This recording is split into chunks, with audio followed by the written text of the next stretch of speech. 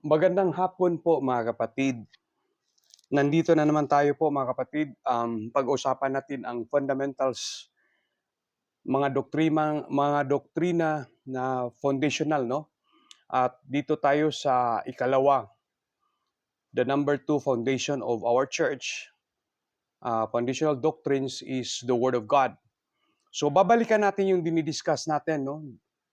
Kahapon, which is the introduction of our fundamental doctrines, at ito po ay ang ating dapat gawin as Christian. In Matthew 28:18 to 20. Then Jesus came to them and said, "All authority in heaven and on earth has been given to me. Therefore go and make disciples of all nations." Discipleship is pagtuturo. Amen po, pagtuturo sa lahat ng nations. Baptizing them, paano? Baptizing them in the name of the Father, and of the Son, and of the Holy Spirit. Okay? And then, ano po yung gagawin? Teaching them to obey all that I have commanded you. So, sa ating simbahan po, naniniwala po tayo na baptism is part of salvation. Kasi it is an act, of accepting Jesus Christ. Some churches, they say an ordinance, it doesn't matter, but it is commanded. Amen po.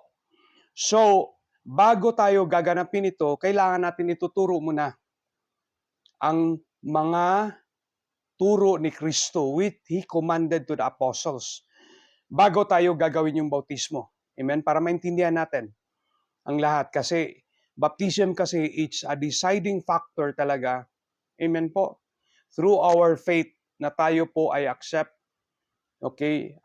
natin si Jesucristo at ang kanyang salita.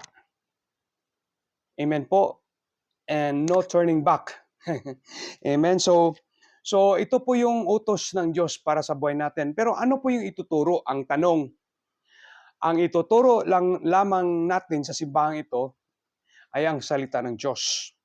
The Word of God, which is the Bible. Amen. It is also makita natin sa Mark na it is commanded, no?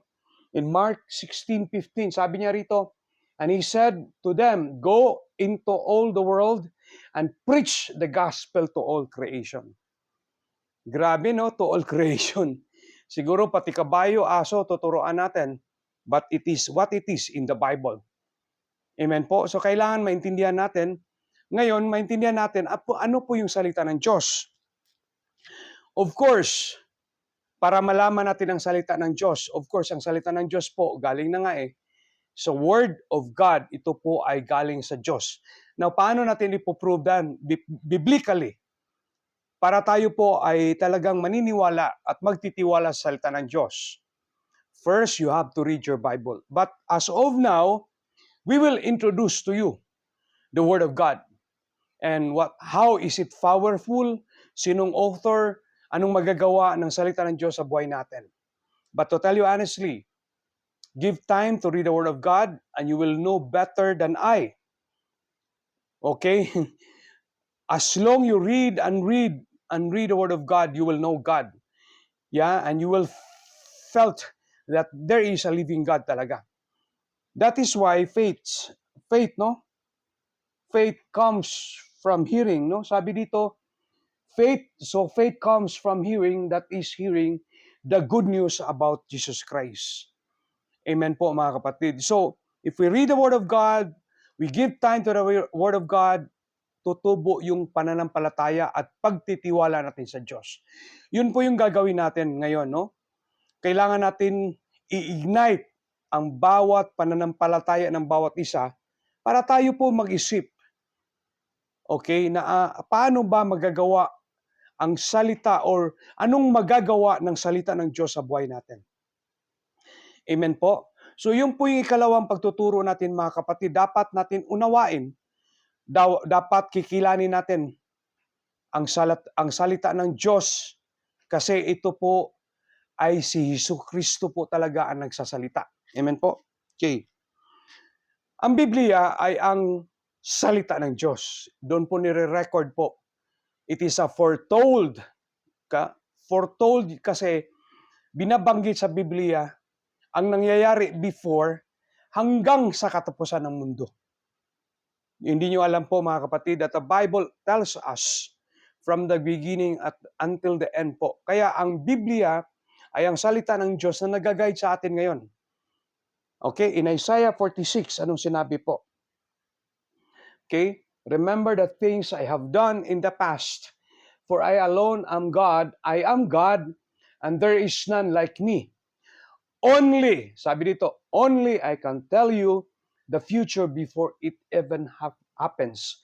Everything I plan, I will come to pass, for I do whatever I wish. So lahat palang mangyayari, alam na ng Diyos. Kasi ang buhay natin mga kapatid, amen po, alam na ng Diyos yan eh. Lalo na ang pangyayari sa mundo. Ang mundong ito na tinatahakan natin, ito po ay may director. Merong gumagawa. Okay? Yun po yun ang Diyos. Okay? Pero meron tayong guide na paano tahakin ang mundong ito, which is the Word of God in the Bible. Yeah, ito po ay nagsasabi mula sa simula hanggang katapusan. It is foretold already. Amen po mga kapatid. Now, what is the Word of God? Yeah? Alam natin na ang salita ay galing sa Diyos. Pero what is really the Word of God? Yeah? Sino po yung author ng salita ng Diyos? Basahin natin. 2 Timothy chapter 3 verse 16. What is the Word of God? All Scripture is God's breath. That means the author of the Word of God, the Bible, okay, maliban lang sa mga nililihis nila, may mga Biblia na talagang nire-revise nila. Yeah?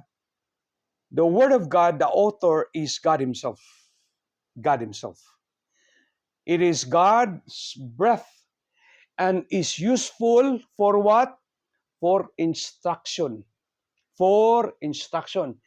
Take note, ang word ng Diyos ay for instruction. For conviction. Yeah, para tayo po magigil, i-remind tayo. For correction. Para tayo i-correct. Para maituwid tayo. And for training in righteousness. Para i-train tayo na gagawa ng matuwid. Yun po yung salita ng Diyos po mga kapatid. So that the man of God may be complete and fully equipped for every good work. Yeah, ang author ay ang Diyos para tayo po ay instruct, para tayo po ay kukonvict, para tayo ay kukorek, para tayo po ititrain para sa mabuting gawa.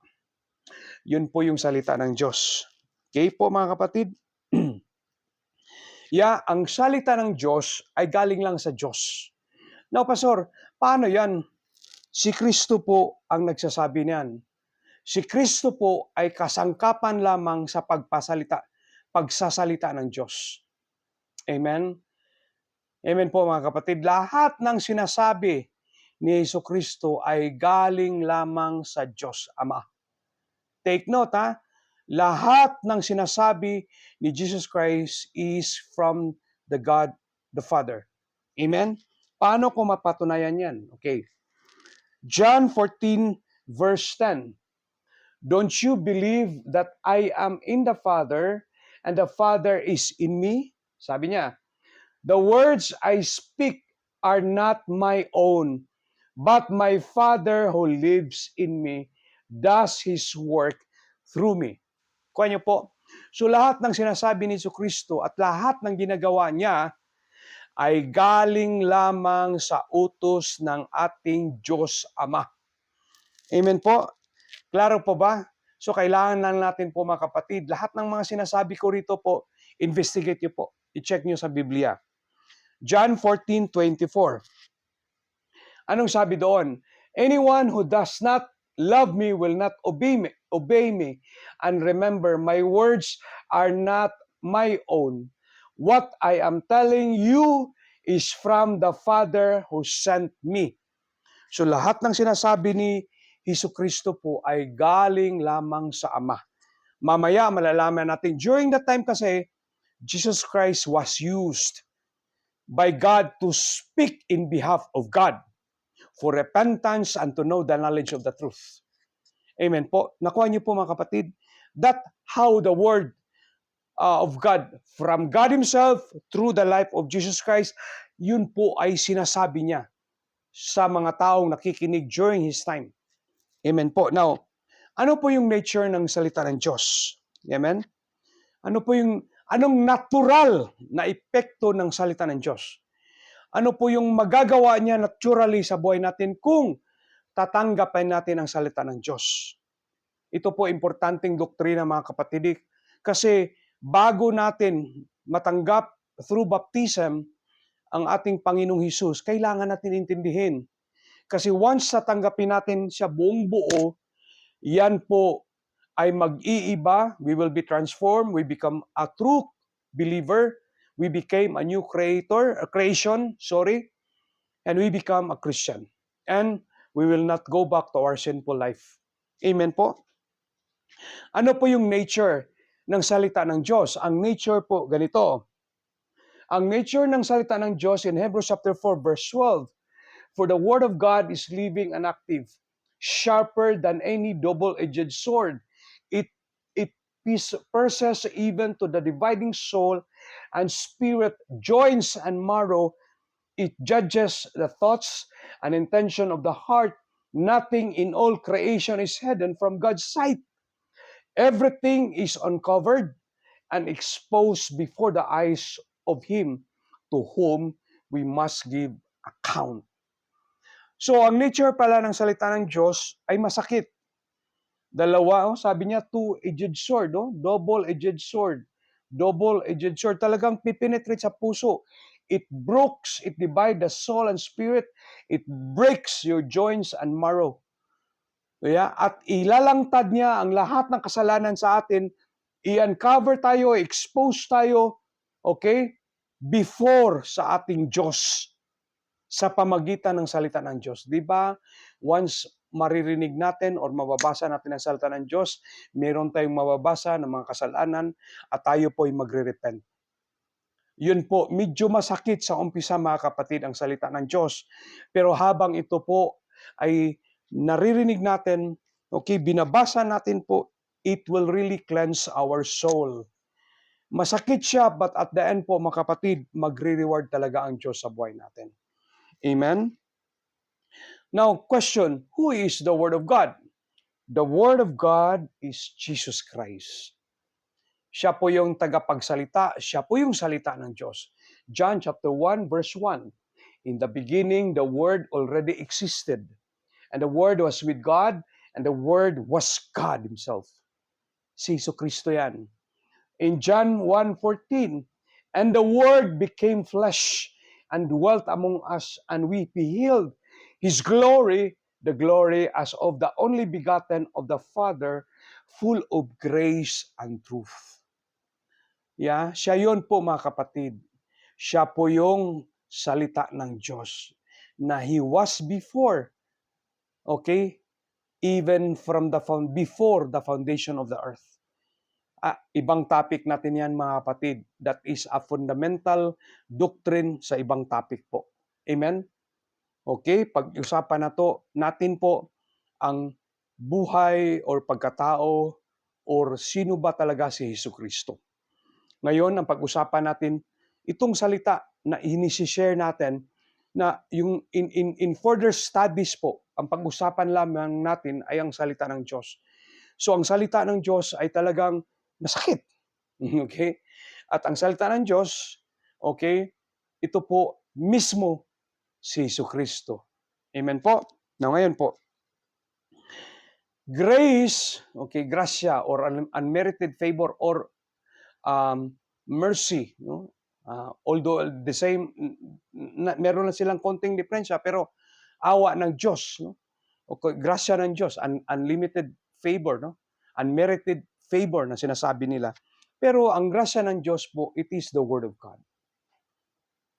Ang grasya ng Diyos ay si Jesucristo, the Word of God. Ano po yung purpose ng the Word of God or grasya ng Diyos? The grace of God speaks in the Word of God, and the Word of God is Jesus Christ. Amen po. Ano po yung gusto mayari ni Jesucristo sa buhay natin? Ano po yung gusto mangyari na kung tayo po susundin natin ang salita ng Diyos, ay ito po yung mangyayari sa atin. First, ito. Tingnan natin. Okay? The Word of God, amen, is what? Okay? The Word of God, excuse me po ha. Okay? The Word of God is the grace of God. Grace is an instructions, which is the Word of God. Take note. Sabi dito, Titus 2:11-14, ito po yung karamihan nagkakamali ang mga tao. Kasi pag sinasabi, what is grace? Unmerited favor. Even magkasalanan tayo, tatanggapin tayo ng Diyos. Mali. God is just. Galatians 6. Okay? Okay, Galatians 6, 7-8. Hindi po ganun ang Diyos. Mabuti ang Diyos, maawain ang Diyos, pero pag ikaw po ay nagkakasala, lalo na pag sinasabi ito sa salita ng Diyos at hindi natin susundin, God is just. Hahatulan talaga tayo kung ano po yung kasalanan natin. Pero ang kagandahang loob ng Diyos, may grasya siya. Nagkasala tayo, pero kung humingi tayo ng tawad at babalik tayo sa Kanya, tatanggapin tayo 100%. Amen po. Now, ito po yung grasya. Grace is an instruction. Grace speaks through the Word of God. Anong purpose? For the grace of God has been revealed. Sinong ni-revealed? Si Jesucristo yon. Amen? Anong dinala ni Jesucristo? Bringing salvation to all people. Kaya nga si Jesucristo, okay, ang Diyos, if you're going to read Hebrews, okay, naghanda ng katawan para ialay, yun po si Jesucristo. Pero ang Kristo po, it is with God before the foundation of earth. He was there with God. Pero meron siyang inihanda na katawan para for sacrifice. For what? For the atonement of our sin, for us to be saved. That is salvation. Okay? He brings salvation to all people. Okay? Ito, ang Word of God, and we are instructed. So ang grasya pala may instruction, which is the Word of God. Ano yon? To turn from godless living,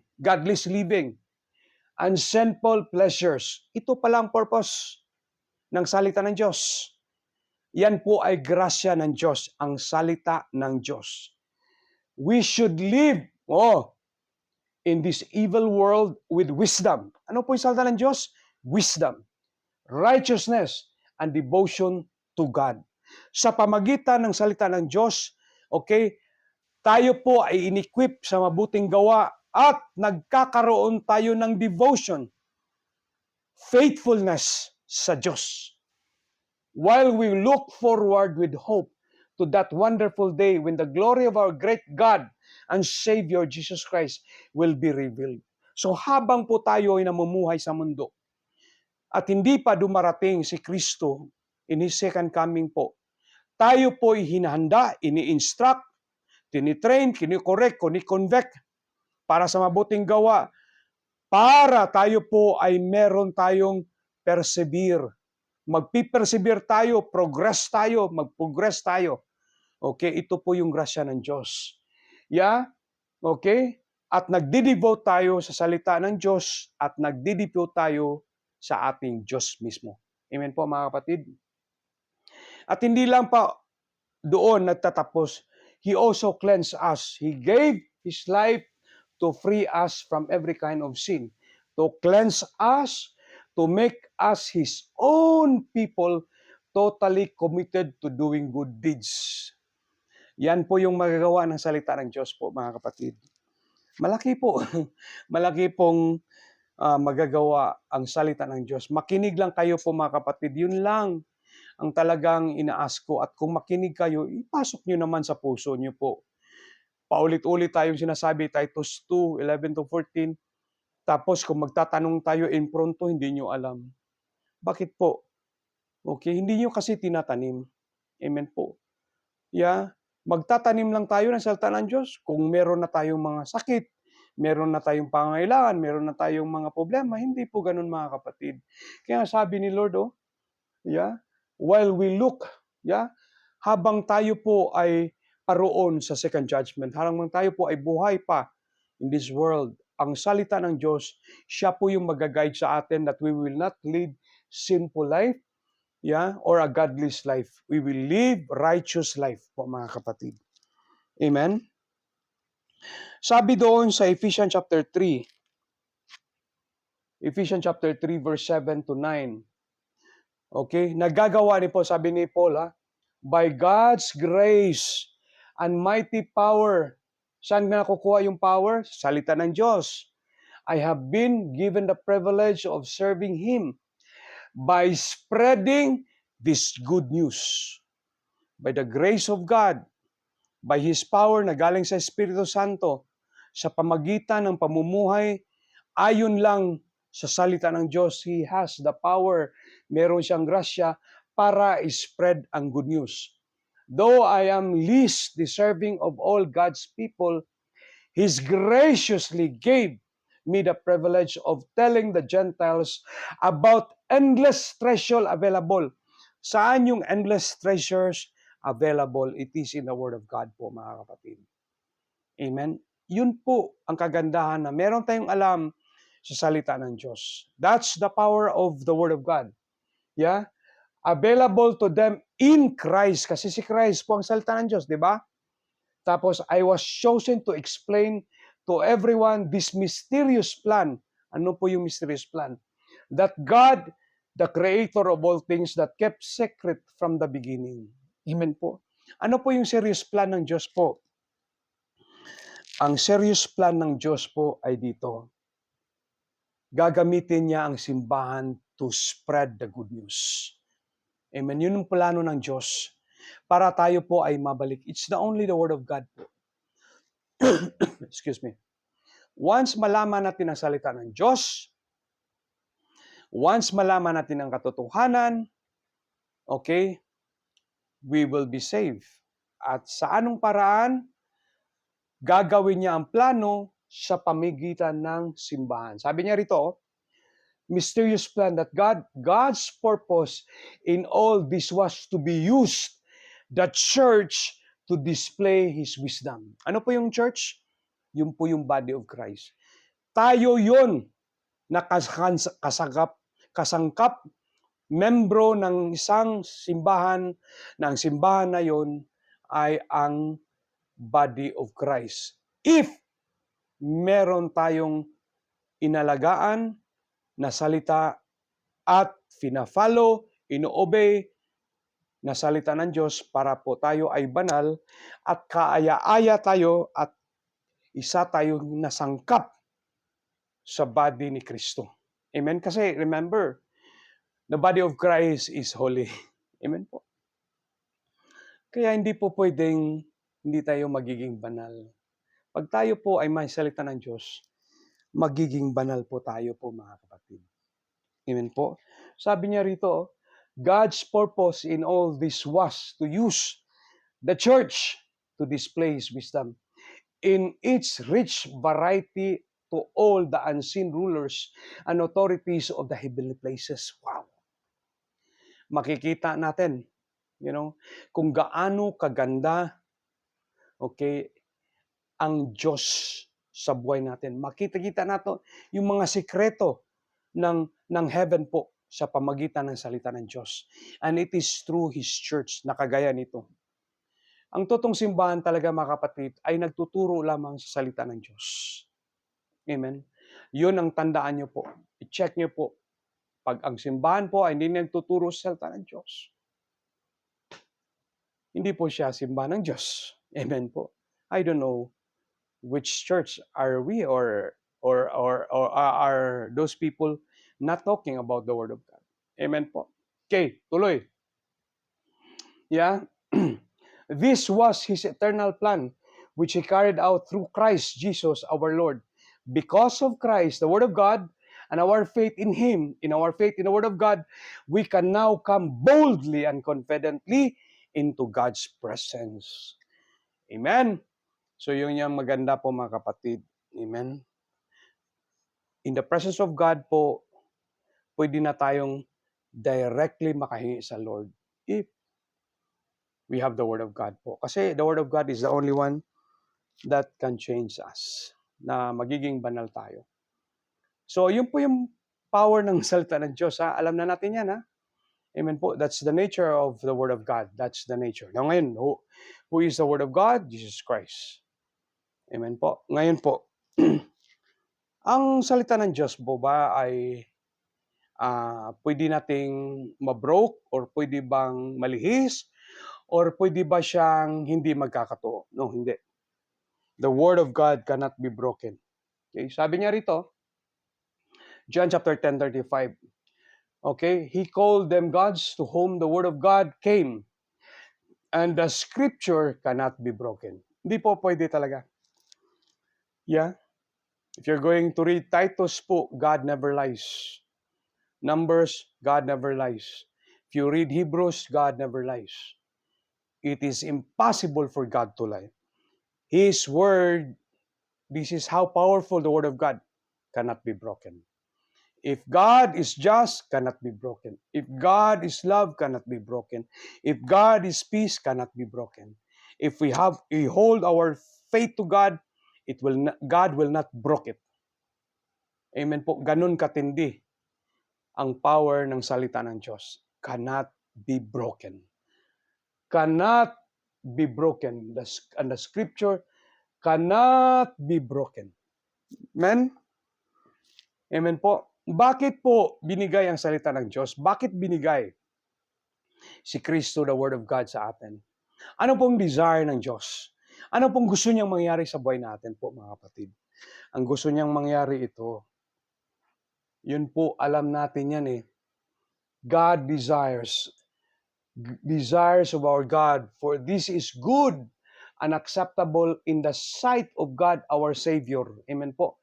Who desires all men to be saved. All men to be saved. And for what? Paano? And to come to the knowledge of the truth. That's the Word of God. Yeah? All men to be saved by the knowledge of the truth, which is the Word of God, which is Jesus Christ.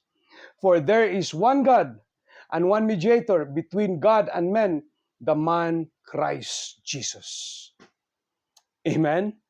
So glory to God po, mga kapatid. Ha? Okay? I pray na as of now, medyo malinaw-linaw ng konti po sa inyong lahat ang salita ng Diyos. Okay? Sabi niya rito po, ito po yung dinidesire ng Diyos sa buhay natin. Kaya ito po yung gustong mangyari ni Kristo na gagawin natin during the time of His first preaching. Sabi niya, Mark chapter 1 verse 15, the time promised by God has come. At last, He announced the kingdom of God is near. Repent, desire to save all man. Repent of your sins, yeah, and believe the good news. Yun po yung gusto na Yesu Kristo na gagawin natin at kailangan natin mag-response. Nakuha niyo mga kapatid? Amen? Yeah, now ngayon, that time kasi nandun pa si Yesu Kristo eh. That time po, doon po si Jesus Christ in the present among the followers, disciples, and His close friends. Nandun siya, nagsasalita, nagsishare ng salita ng Diyos. But when the time that He will gone, yeah, by the time that He will be crucified and He will go back to the Father. Grabe si Lord, no? Si Lord Jesus Christ, ito po ang sinabi niya before He died in the cross. Sabi niya, in John 14, hindi kaya po ang Diyos po napaka amazed po no, sa buhay natin because it is already foretold.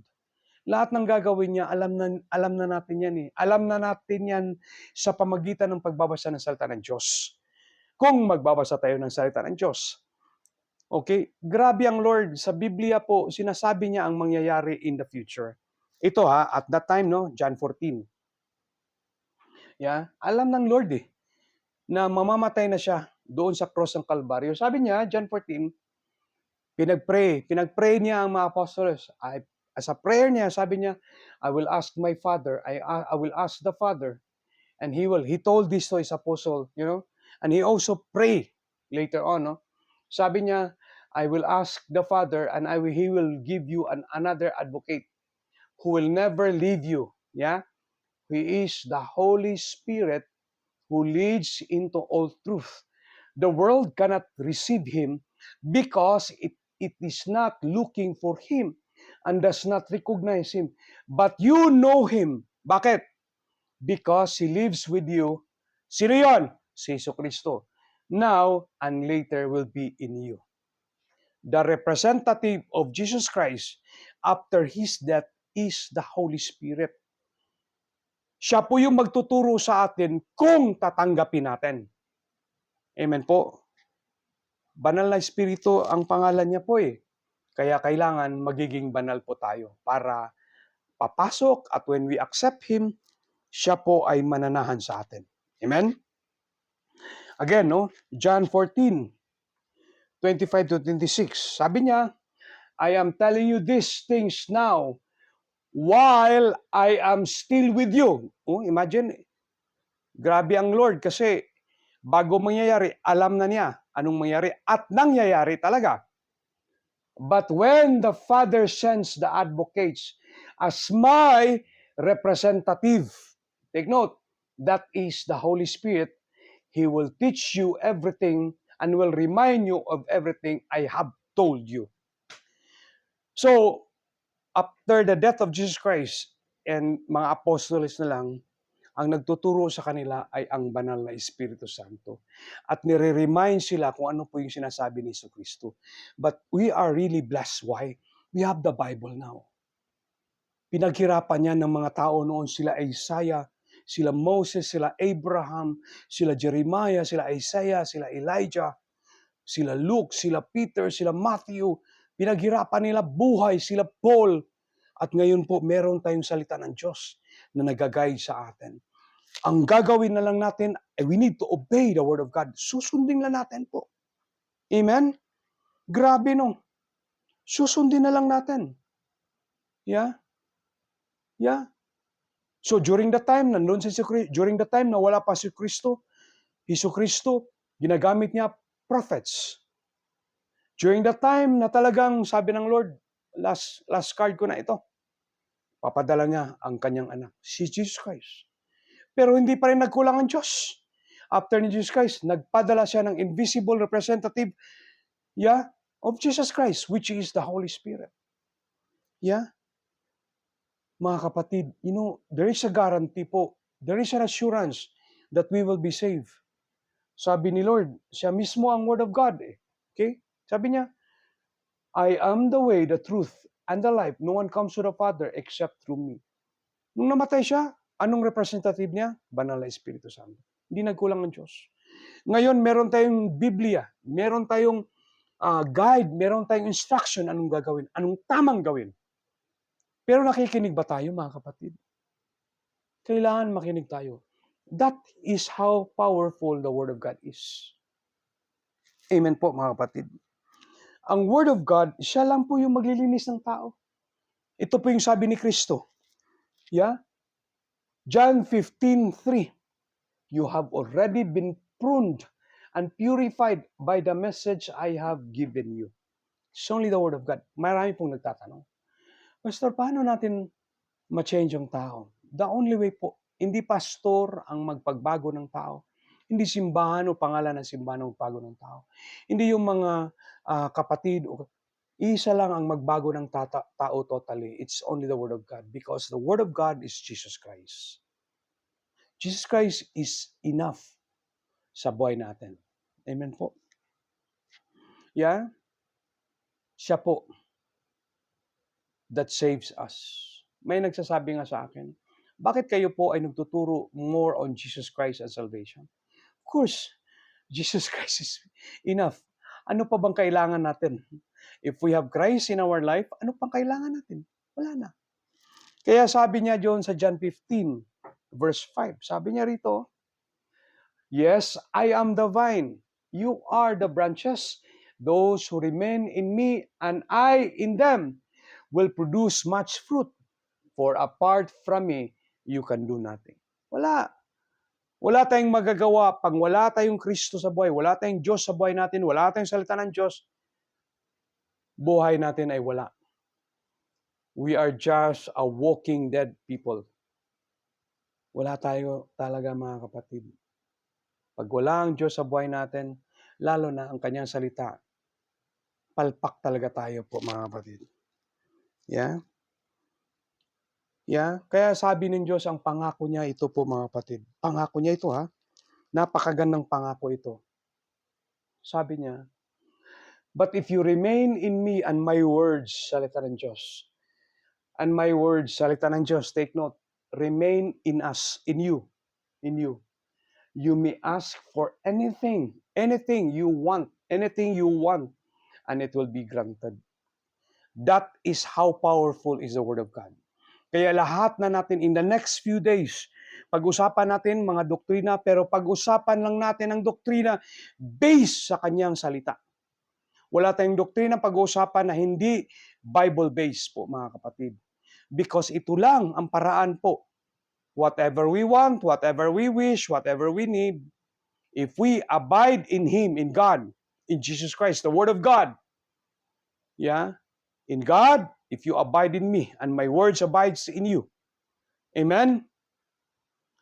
O anything you want, and it will be granted. Grabe nung pangako ng Diyos po, mga kapatid. Amen? That is how powerful is the Word of God po, mga kapatid. Yeah, ito po ay pinatunayan ni Paul in Romans po. Sabi niya, for I am not ashamed of the good news about Christ. It is the power of God, it is the power of God. At work sa ating buhay, if we have God, it is the Word of God, it is our power at work in us. Amen po. Saving everyone who believes. Yeah, we only save if we have the Word of God because we have the power to overcome.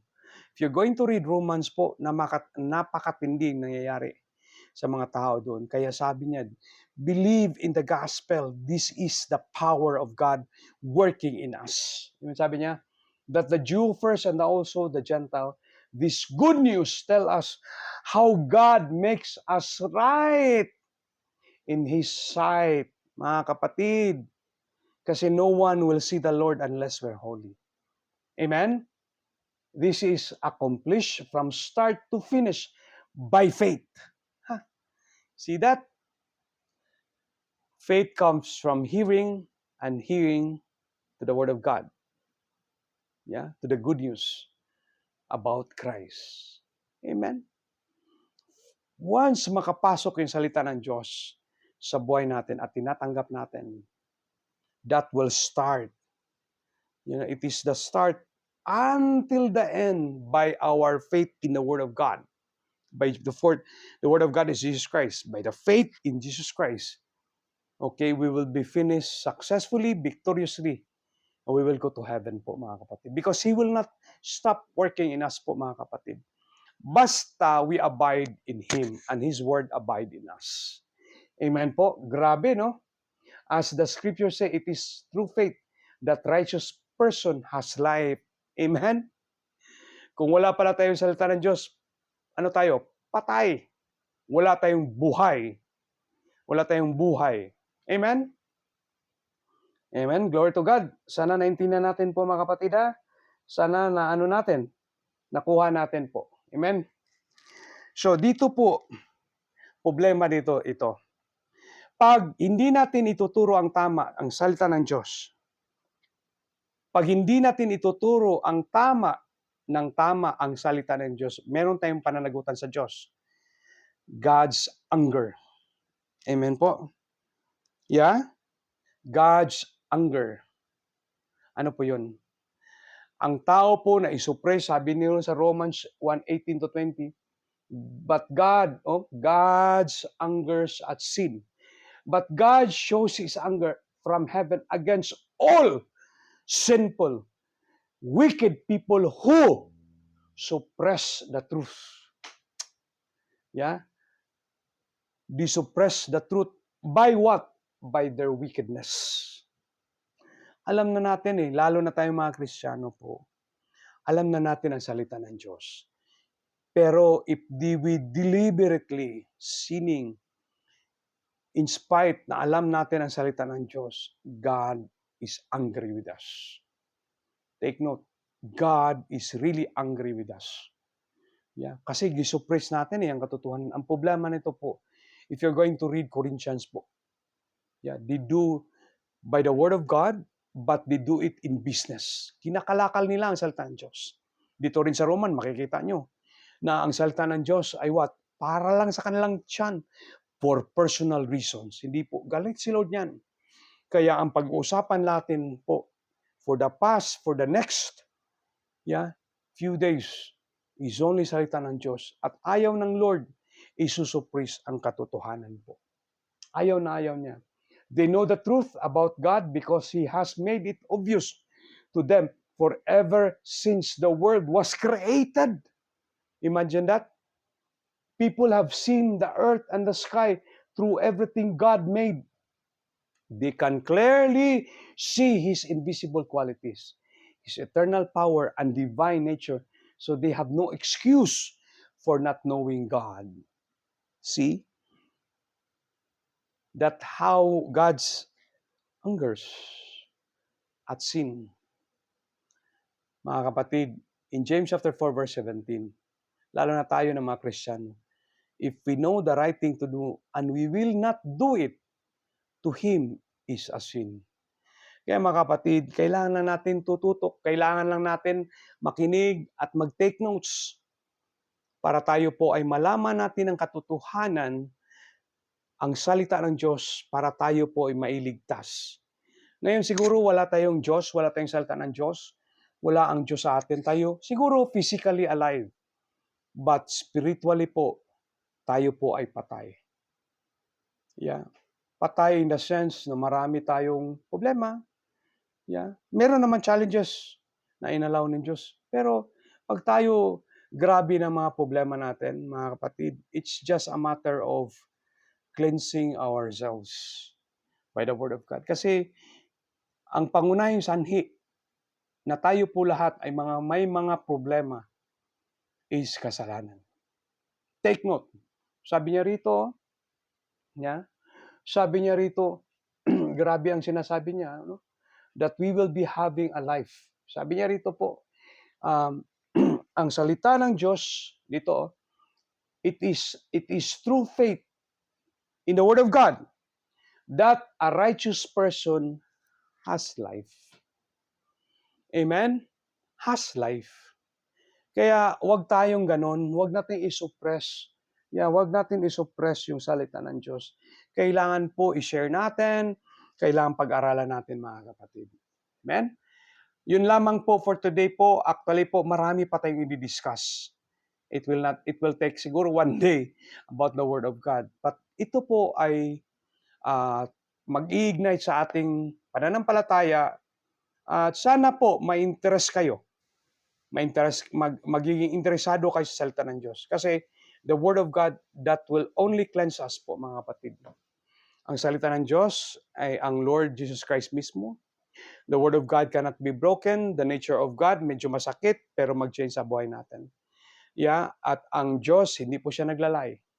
At ang ayaw ng Diyos, ayaw na isuppress, ayaw niya itago, kailangan natin sasabihin sa madlang people para marami pong matuto, marami pong mabago, at marami pong mapunta po sa heaven.